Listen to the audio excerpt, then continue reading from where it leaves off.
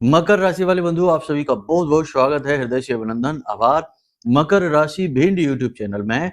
तो मकर राशि वालों, जरा ध्यान से सुनिए। सबसे पहले आप सभी को और आपके संपूर्ण परिवार को दीपावली की हृदय से शुभकामनाएं। आगामी दीपावली का यह जो पर्व है, यह आपके जीवन में माता लक्ष्मी की पूर्ण कृपा लेकर आए, आपके जीवन में सारी दुख तकलीफों को दूर करे और माई की अभूतपूर्व कृपा और आशीर्वाद आपको प्राप्त हो, आपका जीवन सुखी रहे। इसी कामना के साथ आज के इस कार्यक्रम को प्रारंभ करते हैं। तो बंधु, आपको बता दें कि दीपावली के दिन और उसके आने वाले 3 से 5 दिनों तक अपने मुंह को आपको बंद रखना होगा, भावनाओं पर आपको नियंत्रण रखना होगा, जरूरत से ज्यादा बोलना और कुछ ऐसी चीजें जिन्हें गुप्त रखने की आवश्यकता है। कौन सी है वो चीजें आपके जीवन में घटित होने वाली हैं, ठीक है? तो वो चीजें कौन सी हैं जिन्हें आपको गुप्त रखना है, भूल कर भी इनके विषय में किसी से चर्चा नहीं करना है। इन चीजों को गुप्त रखने का आपको बहुत ज्यादा लाभ मिलेगा, लेकिन जैसे ही आपने इन चीजों को उजागर कर दिया, आपके जीवन से संपूर्ण लाभ इन चीजों का मिट जाएगा और नेगेटिविटी यानी कि नकारात्मकता आपके ऊपर हावी हो जाएगी। कई बार आपने अपने जीवन में यही चीज महसूस भी की है बंधु। कई बार ऐसा हुआ है कि आपने कोई काम किया, उसमें आपको थोड़ी बहुत सफलता भी मिलनी प्रारंभ हो गई और आप जोश में भर गए और आपने भावनाओं में बहकर उसके विषय में लोगों से बात करना शुरू कर दिया। भले ही 1-2 लोगों से या 2-4 लोगों से ही उसके बारे में बताया होगा और फिर आपने यह चीज भी नोटिस की होगी कि वह काम आपका बनने के बजाय फिर बिगड़ना शुरू हो गया। बंधु, ये संसार इसी प्रकार कार्य करता है। यहाँ आपके अपने चारों तरफ बहुत सारे लोग हैं जो हर वक्त आपके साथ रहते हैं और आपसे प्रेम भाव भी दिखाते हैं, लेकिन आपको ऊपर उठते हुए कोई देखना नहीं चाहता है। अपने से अपना खास से खास इंसान भी कहीं ना कहीं मन में थोड़ा बहुत भाव जलन का तो रखता ही है। और ये जो निगेटिविटी होती है ना, इस कलयुग के समय में यह बहुत अधिक शक्तिशाली है। मतलब कहने का यह है कि आप 1 महीने तक लगातार भगवान की पूजा करिए, अनुष्ठान करिए। उससे शायद आपको ईश्वर की कृपा मिले या ना मिले या कम मिले, लेकिन यदि आपने एक बार कोई गलत कार्य कर दिया, उसका पाप कर्म आपको 100% घेरेगा और आपको उसका दंड, उसकी सजा अवश्य मिलेगी। कहने का मतलब यह है कि यहाँ पर नेगेटिविटी का प्रभाव बहुत ज्यादा है। आप अपने आसपास या दुनियादारी में खबरें तो सुन ही रहे होंगे, किस किस प्रकार के वातावरण, न्यूज, किस प्रकार के लोग घटनाक्रम और कृत्य नीच कर्म कर रहे हैं कि सुनकर भी आश्चर्य होता है कि क्या ऐसा भी हो सकता है। यानी कि नकारात्मकता की हदें पार हैं। अब ये सारी बातें हम आपको इसलिए बता रहे हैं कि आपके आसपास भी जो लोग घूम रहे हैं, जो आपके अपने हैं, उनमें से भी बहुत सारे ऐसे लोग हैं जो नहीं चाहते कि आप किसी भी प्रकार से तरक्की करें। ऊपर ऊपर से तो वो यही दिखाएंगे कि उन्हें दुख है, वो चाहते हैं कि आप परेशानियों से बाहर निकलें, लेकिन जैसे ही आप इनसे बाहर निकलेंगे, आप खुश होकर इन बातों को ज़ाहिर करेंगे, आपके जीवन में नेगेटिविटी आ जाएगी। जी हाँ, तो कहने का मतलब ये है कि आपके जीवन काल में अगले 3 से 5 दिनों में 5 बड़ी घटनाएँ घटने जा रही हैं, जिनमें 3 बेहद शुभ हैं। वो आपको बहुत कुछ देने वाली हैं, लेकिन इनका बस यही है कि आपने अगर इन बातों के बारे में ज़रा भी किसी को बता दिया, सलाह लेने के लिए या किसी अन्य लिहाज से, तो आपको इसकी कीमत चुकानी होगी। यानी आपकी जो शुभ घटनाएं हैं वो तुरंत अपना प्रभाव समाप्त कर देंगी और अशुभ घटनाओं में बदल जाएंगी। कौन सी है वो घटनाएं, किस प्रकार से भविष्यवाणियां होंगी, किस प्रकार से आपको अपने आने वाले समय और काल को प्लान करना है, अपने ऊपर किस प्रकार से नियंत्रण रखना है, सारी बातें आपको कार्यक्रम में हम समझाने वाले हैं ही। इसी के साथ साथ दीपावली के दिन सुबह से लेकर रात्रि तक की आपको ऐसी वैदिक दिनचर्या बताएंगे जो आप पूर्ण भी कर पाएंगे, यानी जिसका आप पालन भी कर पाएंगे और जिसका पालन करने से माता लक्ष्मी विवश हो जाएंगी, मजबूर हो जाएंगी आपके जीवन में आने के लिए, निवास करने के लिए, आपको अपनी कृपा देने के लिए। जी हाँ बंधुओं, देवी देवता यूं ही सहर्ष किसी को अपनी कृपा नहीं देते, आशीर्वाद तो देते हैं लेकिन कृपा नहीं देते। कृपा वो उसी को देते हैं जो हठ करता है, मेहनत करता है, प्रयास करता है, तप करता है। तो हम ऐसी ही कुछ बातें, गुप्त बातें आपको बताएंगे। कार्यक्रम बेहद ही महत्वपूर्ण है। साथ ही साथ ग्रह गोचरों के आधार पर, जैसा कि बृहस्पति ने राशि परिवर्तन कर ही लिया है, उच्च के हो गए हैं, लेकिन कर्क राशि में बृहस्पति मारक भी हो जाते हैं। तो इसी लिहाज से बृहस्पति के पूरे लाभ प्राप्त करने के लिए, यानी कि कहीं ना कहीं वो आपको हानि भी पहुंचाएंगे, नेगेटिविटी भी लेकर आएंगे, तो इसके पूरे लाभ आप कैसे प्राप्त करेंगे, इसके 2 बड़े ही शक्तिशाली उपाय आपको हम बताएंगे, जो इस दीपावली पर आपको कर लेने हैं, दीपावली के दिन ही।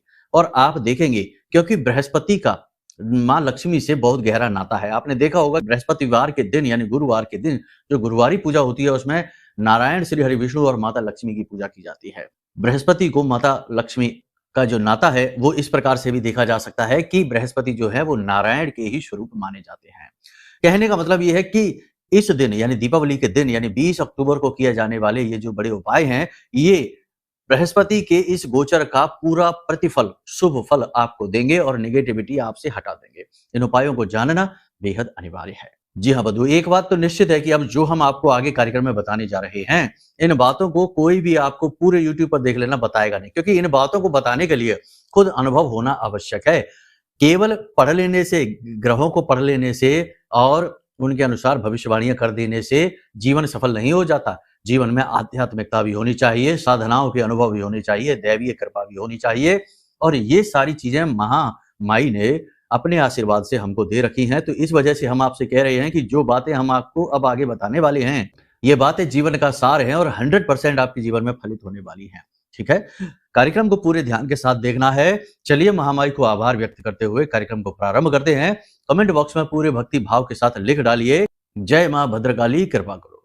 साथ ही साथ ये भी लिख देना कि मैं भी माई के परिवार का हिस्सा हूं।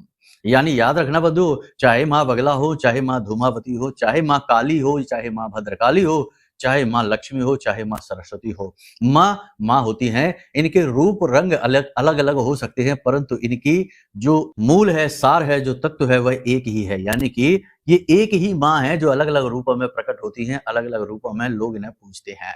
इसलिए आप ये भ्रमित ना हो जाना कि हम माँ बगलामुखी कह रहे हैं और माँ लक्ष्मी का यह त्योहार है, क्योंकि यह मूर्खता बहुत सारे लोग इस संसार में कर रहे हैं। ठीक है, तो इन चक्कर में आपको नहीं पड़ना है। चलिए बंधुओं, अब अपने मूल विषय को शुरू करते हैं। बात करते हैं पहले 5 बड़ी भविष्यवाणियों की। जय माई की। बंधुओं, ज्योतिष और तंत्र विद्या के क्षेत्र में आचार्य अमित एक जाना माना नाम है। पूज्य गुरुदेव के साधनाओं और ज्योतिष विद्या के अनुभव बेहद दिव्य है। जी हाँ, पूज्य गुरुदेव ने जिसकी भी कुंडली का विश्लेषण किया और कुंडली के अनुसार उसे सटीक उपाय व महामाई माँ बगलामुखी की विशेष कृपा दी, उसके जीवन में सकारात्मक बदलाव तो आए ही है। फिर चाहे समस्या कितनी ही कठिन क्यों ना हो, समाधान तो अवश्य हुआ है। अब ऐसे में यदि आप भी अपने जीवन की किसी बड़ी समस्या से जूझ रहे हैं, जैसे कि कर्जा बढ़ता ही जा रहा है, काम धंधा और व्यापार सब रुक चुका है, रिश्ते नातों में तनाव हद से ज्यादा बढ़ गया है, पूरा जीवन ही नकारात्मकताओं से भर गया है, तो ऐसे में यही सही समय है जब आप श्रेष्ठ गुरु से मार्गदर्शन प्राप्त करें और जीवन के अंधकार को समाप्त कर दिव्य प्रकाश की ओर कदम बढ़ाएं। वीडियो में दिए गए नंबरों पर तुरंत संपर्क करिए और अपनी कुंडली का विश्लेषण व समाधान पूज्य गुरुदेव के द्वारा करवा लीजिए। देर ना करें, आपके देवी देवताओं के आशीर्वाद से ये मौका खुद चलकर आपके पास आया है, इसे गंवाना नहीं है। अभी फोन करें और गुरुदेव से मार्गदर्शन प्राप्त करें। महामाई आपका कल्याण करें। धन्यवाद। सबसे पहली भविष्यवाणी है कि आप धार्मिकता का अनुभव करेंगे, विशेष पूजा पाठ अनुष्ठान करेंगे। विशेष अनुष्ठान भी आप कर सकते हैं किसी गुरु के मार्गदर्शन या स्वयं ही, जैसा कि हम बताते हैं संकल्प लेकर पूजा करनी है तो संकल्प लेकर या किसी विशेष उपाय और क्रिया को आप कर सकते हैं, जिससे माता लक्ष्मी आपसे प्रसन्न हो जाएं और ये बहुत अच्छी बात है। अपने अधूरे पड़े कार्यों को आप पूरा करने की कोशिश करेंगे, ज्यादा पेंडिंग अब आप होने नहीं देंगे। कर्जा को कैसे चुकाना है इसके लिए आप प्लानिंग करेंगे, पैसे के मनी के मैनेजमेंट पर ध्यान देंगे। पैसा आपके हाथों से फिसल जाता है, फिजूल खर्ची हो जाती है और इस समय भी आपके हाथों से पैसा फिसल रहा है, त्योहार की वजह से भी कह सकते हैं। तो आप इस पैसे को कैसे रोकें, इस बारे में आप विचार करेंगे और इस पैसे से कैसे अपने कर्जे, अपने लोन, अपने लेन देन चुकाएं और अपनी आमदनी को कैसे बढ़ाएं। यानी आप साइड इनकम के बारे में विचार करेंगे, कुछ एक्स्ट्रा इनकम करने के लिए कुछ नए कार्य पर, किसी नई योजना पर आप विचार कर सकते हैं, कार्य कर सकते हैं। अपनी नौकरी, अपने काम को बदलने के बारे में भी आप विचार कर सकते हैं। कारोबार में अपेक्षाकृत लाभ न मिलने की वजह से थोड़ा सा मन खराब होगा। नौकरी में भी उस प्रकार से आपके काम की अहमियत न होने की वजह से, मान सम्मान की कमी होने की वजह से थोड़ा सा मन आपका खिन्न रहेगा, थोड़े थके थके से महसूस करेंगे। कार्य की अधिकता की वजह से शरीर में ताप बढ़ा रहेगा, थकान का अनुभव होगा। खास तौर से दोपहर के बाद शरीर में स्थूलता बढ़ेगी, भारीपन बढ़ेगा, काम को करने की इच्छा नहीं होगी, बुखार भी आ सकता है, हाथ पैरों में टूटन और दर्द जरूर रहेगा। युवाओं को अपने करियर को लेकर चिंता रहेगी, लेकिन चिंता की कोई बात नहीं है। दीपावली के बाद अगले 10 से 15 दिनों में आपकी 100% नौकरी लगने वाली है, यानी कि बेरोजगारी की समस्या दूर होने वाली है। बस मौके और अवसर आपके जीवन में जो आए उन्हें पहचान जरूर लेना और एक बार अपनी कुंडली जरूर दिखा लेना, क्योंकि कुंडली में कभी कभी कोई ऐसी बाधा, कोई ऐसे ग्रह योग होते हैं जो कि जीवन को आगे बढ़ने ही नहीं देते हैं, रोक कर खड़े रहते हैं। कह सकते हैं कि ये आपके पिछले जन्म के कर्मों के प्रारब्ध हैं जो आपको आगे बढ़ने नहीं दे रहे हैं। उपाय करने से, कुंडली दिखाने से, क्रियाएं करने से ये प्रारब्ध कट जाते हैं और जीवन में ईश्वर की कृपा आती है। तो कुंडली जरूर दिखा लेना अगर नहीं लग पा रही है नौकरी तो, ठीक है। इसी प्रकार जो लोग विवाह के लिए उम्मीद लगाए बैठे हैं उनके विवाह तय हो जाएंगे। दीपावली के बाद 8 से 10 दिनों के अंदर अंदर विवाह की शुभ घड़ियां आ जाएंगी, विवाह तय हो जाएगा। जो लोग प्रेम में हैं उनके प्रेम को भी मंजिल प्राप्त हो सकती है, यानी कि उनका भी विवाह तय हो सकता है। आलस्य का अनुभव आप अवश्य करेंगे, लेकिन आलस्य, काम को टालने की आदत और स्थूलता, प्रमाद को हावी ना होने दें अपने ऊपर। स्वास्थ्य को लेकर सतर्क रहें, अपने खान-पान पर ध्यान दें क्योंकि इस समय आपका खान-पान बिगड़ा हुआ है। आप भागम-भाग में दुनियादारी की अपनी सेहत को ध्यान नहीं दे पा रहे हैं। योग प्राणायाम से भी आप थोड़े दूर हो चुके हैं, थोड़ा इस पर भी आपको फोकस करने की आवश्यकता है। एक चीज याद रखना कि आप लोगों के साथ बैठेंगे, उठेंगे, सब कुछ अच्छा रहेगा, लेकिन कहीं ना कहीं आपको ऐसा लगेगा जैसे कि कोई आपको समझने को ही तैयार नहीं है। आप भले ही लोगों के लिए चाहे कितना ही कुछ भी करते रहें, लेकिन लोग आपसे अपना काम तो निकाल ले रहे हैं और आपसे अपनी इच्छाएं, मनोकामनाएं भी पूर्ति करवाते जा रहे हैं। आपका पैसा खर्च होता चला जा रहा है, लेकिन उस हिसाब से आपको सम्मान प्राप्त नहीं हो रहा है। लोग आपकी भावनाओं की कद्र नहीं कर रहे हैं, उल्टा आपका निरादर ही कर देते हैं, अपमान ही कर देते हैं। भावनाओं की कद्र ना होने की वजह से मन व्याकुल सा रहेगा, अकेलापन सा महसूस होगा, जीवन का खालीपन और थोथापन आपको स्पष्ट दिखाई देगा और यह चीज आपको थोड़ा सा मन दुखी करेगी। दाम्पत्य जीवन में वैसे तो सब कुछ ठीक है, लेकिन कहीं ना कहीं प्रेम तत्व की कमी का अनुभव रहेगा। हालांकि आप अपनी तरफ से पूरा प्रयास कर रहे हैं, जीवन साथी को पूरी तरह से मोहित करने के लिए आप सब कुछ कर रहे हैं, पैसा भी खर्च करें, अपने मेहनत भी लगाएं, पूरा ख्याल भी रखें, सब कुछ करें, लेकिन कहीं ना कहीं जीवन साथी की जो कह सकते हैं कि अनदेखी आपको खटकेगी। हो सकता है कि वो कार्यों में व्यस्त हो, इस वजह से हो, लेकिन चाहे कारण कुछ भी हो, लेकिन कहीं ना कहीं प्रेम तत्व की कमी आपको अखरेगी और यह आपको अच्छा नहीं लगेगा। कुल मिलाकर देखा जाए तो भावनात्मक दृष्टि से यह समय आपके लिए थोड़ा-सा कठिन है। ऐसे में आपको हम बता दें कि आपको अपनी भावनाओं पर नियंत्रण रखने की आवश्यकता है। दुनिया इसी प्रकार कार्य करती है। यह जीवन का कड़वा सच है। इंसान इस संसार में अकेला आया है और अकेला ही जाएगा। ये तो एक मेला है, जो मेले में वह कुछ लोगों से मिल गया, बाद में इन्हें यहीं छोड़कर फिर आगे निकल जाएगा। और एक चीज आपको हम बता दें कि जीवन को जियो, आनंद में जियो, लेकिन आनंद बाहर न तलाशो, अपने अंदर ही देखो। स्वतः खुद अपने आप में खुश होने की कोशिश करो, अपना सम्मान करो।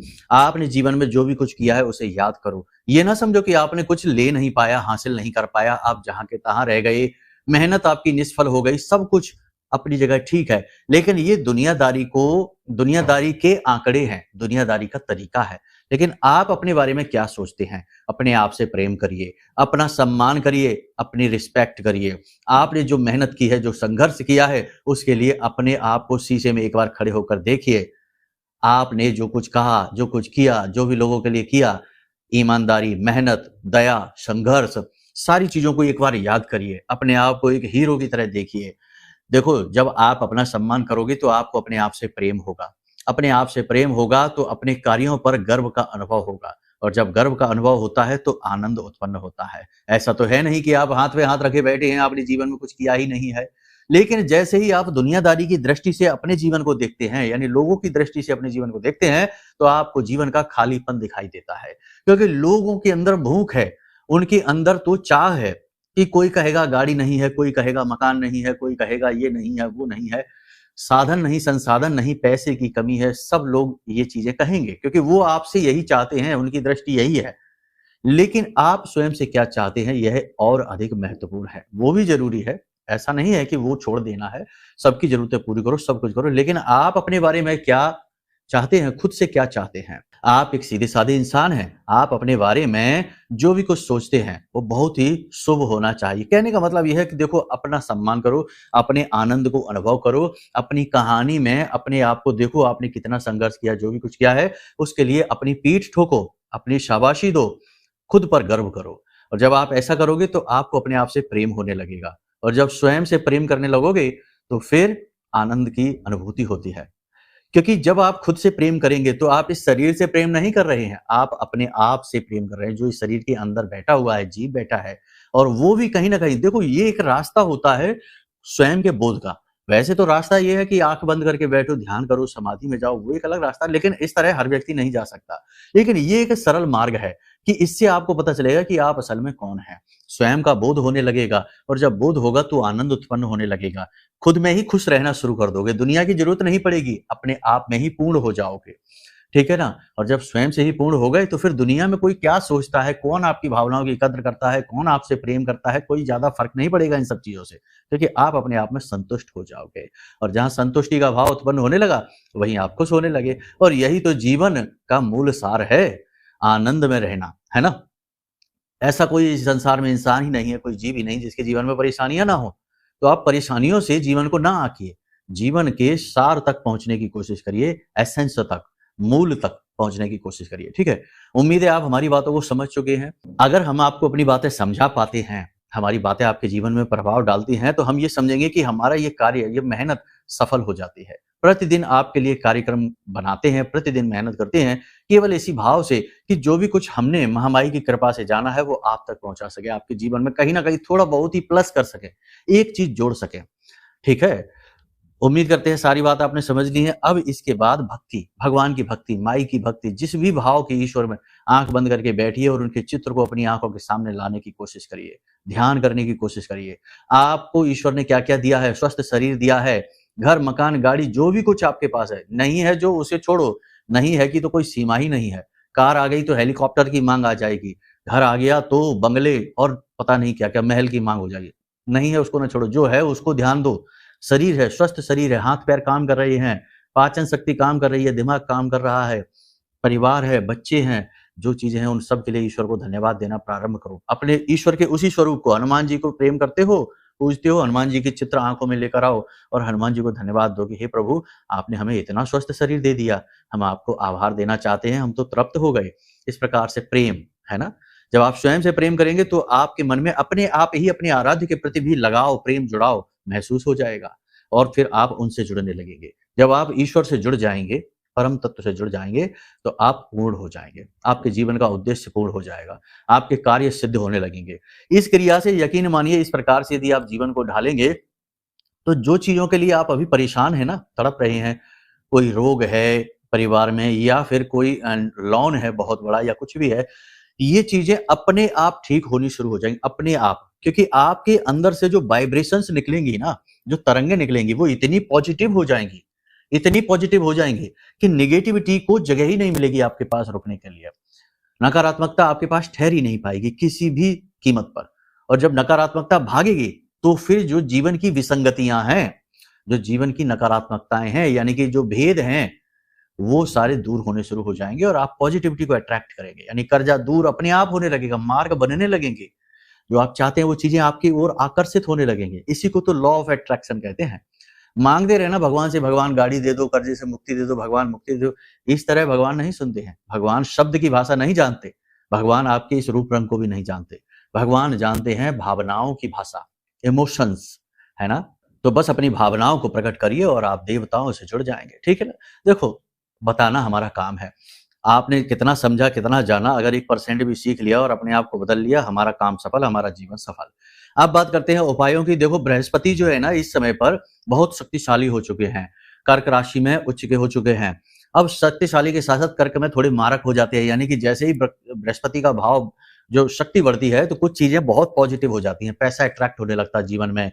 सुख, शांति, वैराग्य, संतत्व, ईश्वर के प्रति प्रेम, धर्म की भावनाएं ये जागृत होने लगती हैं, लेकिन कहीं न कहीं अभिमान भी जागृत होता है, प्राउड भी, क्योंकि बृहस्पति को ज्ञान बहुत है, बहुत ज़्यादा ज्ञान है और इस ज्ञान का अभिमान भी है ही, क्योंकि जब कोई चीज़ अधिक होती है, तो उसका अभिमान भी हो ही जाता है। देवी-देवता भी अब इस अभिमान से बचे नहीं हैं, ये याद रखना। देवताओं को भी अभिमान हो जाता है, जैसे इंद्र को इंद्रासन का अभिमान हो जाता है, ठीक है? तो उस अभिमान को तोड़ने के लिए भगवान कोई ना कोई एक राक्षस उत्पन्न कर देते हैं, जो इंद्रासन को छीन लेता है, इंद्र के अभिमान को समाप्त कर देता है।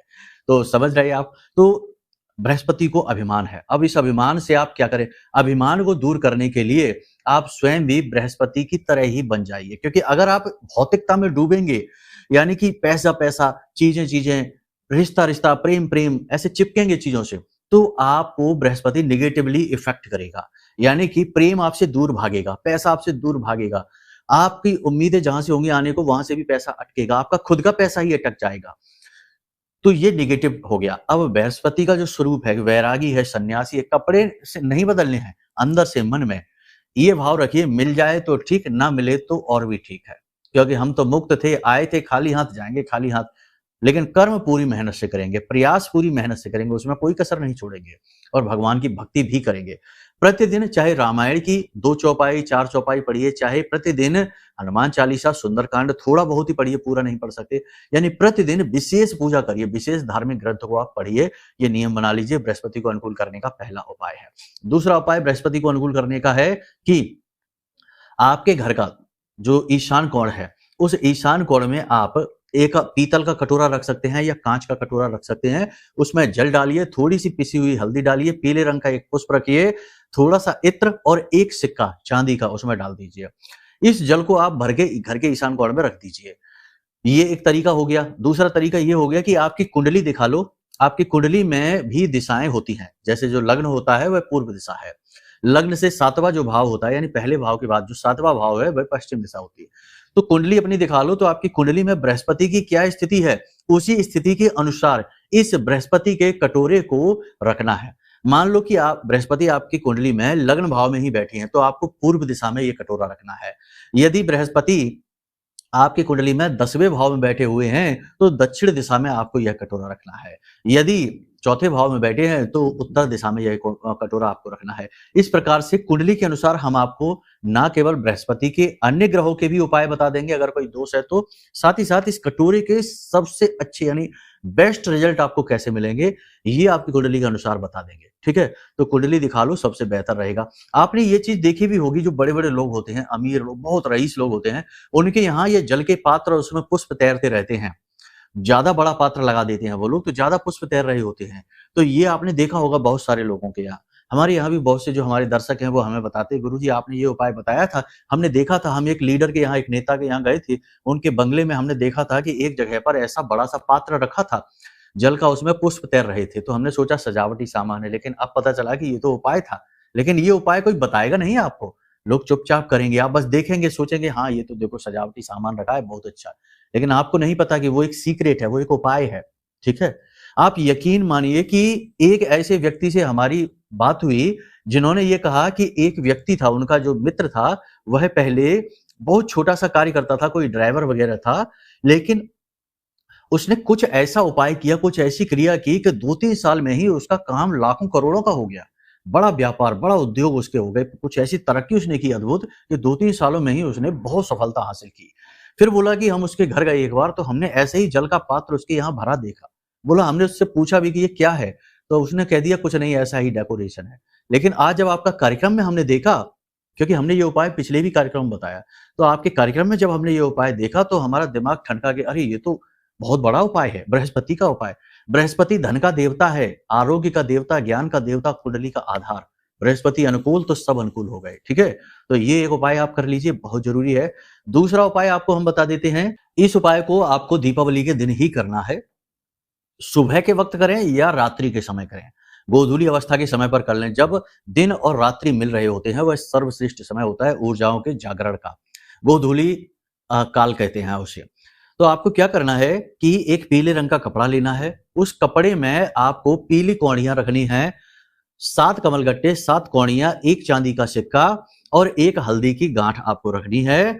और आपको इस कटोरी को, एक कटोरा बड़ा लेना है, उसमें जल स्वच्छ जल डालना है, स्वच्छ जल डालना है और पिसी हुई हल्दी उसमें घोल देनी है, मिला देनी है। ठीक है, और उसमें थोड़ा सा इत्र डाल देना है, थोड़ा सा गंगा जल डाल देना है और इस पोटली में जो आपने सामान भरा है, पीले धागे से लपेटकर इस पोटली को उस जल में डुबा देना है। ठीक है, और थोड़ी देर डूबे रहने के बाद इसे उठा लेना है और इसमें से जो जल निकले उसे उसी पात्र में जाने देना है। ठीक है, और इसके बाद जो आपकी ये पोटली बनी है, इस पोटली को ले जाकर अपने घर के मुख्य दरवाजे पर अंदर की ओर, कोई इसे देखे ना, और बाईं ओर, ठीक है, जब आप घर से बाहर निकले तो बाईं ओर हो और घर के अंदर की ओर इस पोटली को चुपचाप, छोटी सी पोटली बनेगी इतनी बड़ी, इस पोटली को चुपचाप बांध देना, कोई देखे ना, छिपा कर रखना। ठीक है, इस क्रिया को आप कर लीजिए। इससे 2 काम बहुत जरूरी होंगे। पहला कि बृहस्पति तुरंत अनुकूल हो जाएगा। दूसरा ये कि माता लक्ष्मी आपके घर में आने के लिए विवश हो जाएंगी, 100% विवश हो जाएंगी। आप इस उपाय को करेंगे और 7 दिन के अंदर अंदर आपके जीवन में पैसा आएगा। लिख कर ले लेना ये काम आप। लिख कर ले लो, ठीक है। 7 दिन के अंदर अंदर आपके घर में, आपके जीवन में पैसा आएगा। इतना बड़ा उपाय है, इसे आप करके देखिए, कोई मंत्रोच्चारण नहीं है। अब कुछ जरूरी उपाय देखो, वैसे तो आपने घर की सफाई और ये पेंट वेंट और पता नहीं दुनिया भर का क्या क्या कर ही लिया, लेकिन कुछ जरूरी काम है जो आप जरूर करिए। देखो, दीपावली के दिन पशुओं को भोजन जरूर कराओ, गाय को भोजन कराओ, चिड़ियों के लिए दाना डालो, दया भाव रखो। बाजार जाओ सामान खरीदने, दिए खरीदने, पटाखे खरीदने, तो उन लोगों से खरीदो जो गरीब हैं, बूढ़ी औरतें बैठी हैं, छोटे बच्चे बेच रहे हैं। दिमाग ना लगाओगे, अरे ये तो इनकी तो ये है, इनका तो ये है, इनके पिता ने तो यहाँ कर ली होगी, ये तो साइड में है, ये है, वो है। दिमाग नहीं लगाना है, ठीक है ना। हर जगह हमको अपना दिमाग नहीं लगाना होता है, हमें अपना भाव दिखाना होता है। नहीं तो फिर भगवान भी दिमाग लगाने लगते हैं, जब आप उनसे कुछ मांगते हैं तो भगवान भी दिमाग लगाने लगते हैं कि अरे इसको दे दिया तो ये तो खाएगा पिएगा, मौज करेगा, ये तो खुद ही अपने शौक में डूब जाएगा। ऐसा ना हो, है ना, समझिए आप। तो जो गरीब हैं, सड़क के किनारे बेच रहे हैं सामान, उनसे सामान खरीदिए। जो बहुत गरीब हैं और बच्चे हैं, आपको दिख जाएंगे, तो उनसे पैसे ना तुड़ाइए, है ना। 200 रुपए का सामान हुआ तो ये नहीं कि हम 150 देंगे, 180 देंगे, ये नहीं करना है। उल्टा थोड़ा ज्यादा ही दे दीजिए चुपचाप, और किसी को कुछ नहीं कहना है। 250 रुपए दे दो, 50 रुपए उस बच्चे को दे दो, उस बूढ़ी दादी को दे दो, उस बूढ़ी औरत को दे दो। उसके घर में थोड़ी मिठाई पहुंच जाएगी। उसके बच्चे जो होंगे घर पे, उसके जो इंतजार कर रहे होंगे, या वो खुद ही होगी अकेली बेचारी, तो 2 चीजें एक्स्ट्रा ले लेगी आपके नाम से, आपकी दी हुई धनराशि। इससे बड़ा कोई दान है क्या? और ये गुप्त है। तो ऐसा आप करिए। जो सड़क किनारे छोटे छोटे बिल्कुल बेचारे बैठे रहते हैं, 100-200 रुपए कमा लेते हैं, तो वो भी बड़ी बात है उनके लिए। आपकी तो दुनिया की दिवाली तो हजारों लाखों में मन रही है, लेकिन उनकी दिवाली तो 100-200-400 में ही मन जाएगी। तो इस भाव के साथ निकलिए, है ना। ये ना सोचिए कि हम खरीदने जा रहे हैं। आप कितनी ही अच्छी दिवाली मना लेना, देवताओं की कृपा नहीं होगी आपके ऊपर जब तक कि आप दूसरों की दिवाली ना मनवाएं, है ना। दूसरों को प्रेम ना दें, दूसरों को भाव ना दें। तो आपके पास धन कम है तो कम करिए, ज्यादा है तो ज्यादा करिए। ये थोड़े ही है कि हमारे पास तो धन बहुत कम है गुरुजी, हम कहां से करें, हम तो खुद ही परेशान हैं, ये बातें कर रहे हैं। अरे ये बातें निरर्थक हैं, बेकार हैं, है ना। तो अगर मान के चलो कि आपके पास 500 रुपए का है, तो उसमें से 20 रुपए का कर लो दान, 50 रुपए का कर लो, अपना थोड़ा कम कर लो ना, है ना। इच्छा पूर्ति तो होती नहीं कभी भी। तो आप जाइए ऐसे, तो कोई बच्चा है, कोई बूढ़ी है, 200 रुपए का सामान हुआ, उनको 250 दे दो, 50 रुपए चुपचाप उनको दे दो। वो कहें ये क्या है, अरे कुछ नहीं रख लो आप, ऐसे करके, और चुपचाप हाथ जोड़ के वहां से चले आओ। फोटो नहीं खिंचाना है, नहीं बहुत से लोग तो सेल्फी खींचने लगते हैं, फेसबुक पर डाल रहे हैं, ये कर रहे हैं, लो हमने दान किया। ये सब ड्रामा नहीं, नौटंकी नहीं, ये सब कर्म जब आप करते हैं, अगर आपने ऐसा कर लिया तो इससे बड़ा नीच कर्म ही नहीं है कोई। पुण्य की जगह दुनिया भर का पाप समेट कर ले आए, ठीक है। तो गरीबों पर दया करनी है, मोल भाव नहीं करने हैं, पैसे नहीं तुड़वाने हैं। 50-100 रुपए, 1000 रुपए, 500 रुपए कोई ज्यादा भी ले जाएगा तो वो थोड़ा अच्छे से दिवाली मना लेगा आपकी वजह से। कभी कभी बेवकूफ बनने में बड़ी समझदारी है, हर वक्त समझदारी दिखाने में बड़ी मूर्खता है ना। आप समझिए, जीवन वो नहीं है जो हमें अपनी इन खुली आंखों से स्पष्ट दिखाई देता है। कभी कभी इस बुद्धि, इस इन इंद्रियों के और इस बुद्धि के परे भी जीवन का रूप होता है, और हमें वो देखना पड़ता है। इसी से तो हमारे पुण्य कर्म इकट्ठे होते हैं, हमारे प्रारब्ध मजबूत होते हैं, कर्म प्रबल होता है, ठीक है ना। उम्मीद करते हैं सारी बातें आपने समझ ली हैं, उपाय क्रियाएं। कुंडली दिखवाना है तो नंबर वीडियो में दिए गए हैं, इन नंबरों पर फोन कर लेना। श्रेष्ठतम कुंडली आकलन करेंगे, कोई बिना मतलब की पूजा पाठ रत्न वगैरह नहीं बताएंगे। जो उपाय हैं बिल्कुल सटीक, उन्हीं के बारे में बात करेंगे, ठीक है। इसी के साथ साथ अपने जीवन से पूरी तरह से नेगेटिविटी को मिटाना चाहते हैं तो गुरु का कृपा, गुरु का आशीर्वाद है, यह महारक्षा कवच। इसे ऑर्डर कर लीजिए, बिना मेहनत के ही आपके जीवन में महामाई की कृपा आ जाएगी। हमारी साधना का बल इस कवच में समाहित है। इसी के साथ साथ महामाई के दिव्य मंत्र से जागृत और अभिमंत्रित है यह महारक्षा कवच।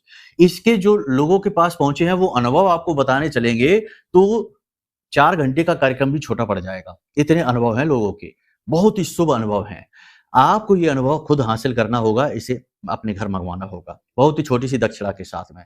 श्रेष्ठतम तो ये रहेगा कि कुंडली आकलन भी करा लो और इस कवच को भी मंगा लो। तो एक तरफ कुंडली का अगर कोई दोष है, क्योंकि वह तो आपके पिछले जन्म का प्रारब्ध है, वो तो काटना ही पड़ेगा, वो हट जाएगा। दूसरा, इस जन्म में अगर कोई नेगेटिविटी है, किसी ने कुछ करवा रखा है, तंत्र मंत्र बंधन, तो वो इस कवच से हट जाएगा और आपकी यात्रा जो जीवन की है यह बड़ी ही सरल हो जाएगी, ठीक है। चलिए बंधु, उम्मीद करते हैं सारी बातें आपने समझ ली हैं। अब हम यहीं पर अपनी वाणी को विराम देते हैं। बस उम्मीद यही करते हैं कि जीवन को सिर्फ जीना नहीं है, इसको सफल भी बनाना है बंधुओं, सिद्ध करना है इसको, ठीक है, चलिए बंधु प्रेम से बोलिए जय माई की, जय माँ बगलामुखी। हमारे प्रिय और परम पूज्य आचार्य जी ने अपनी साधनाओं के अनुभवों पर आधारित शक्तिशाली उपाय और क्रियाओं के माध्यम से हजारों लोगों के जीवन को पूरी तरह से बदला है। आचार्य जी के द्वारा बताया गया हर एक उपाय इतना सटीक और कारगर होता है कि जो भी इसे पूरे भाव के साथ कर लेता है उसे साक्षात महामाई की कृपा और आशीर्वाद प्राप्त हो जाती है। इसलिए निसंकोच इन उपायों को पूरे भाव के साथ करिए, आपका कल्याण होगा। जय माई की।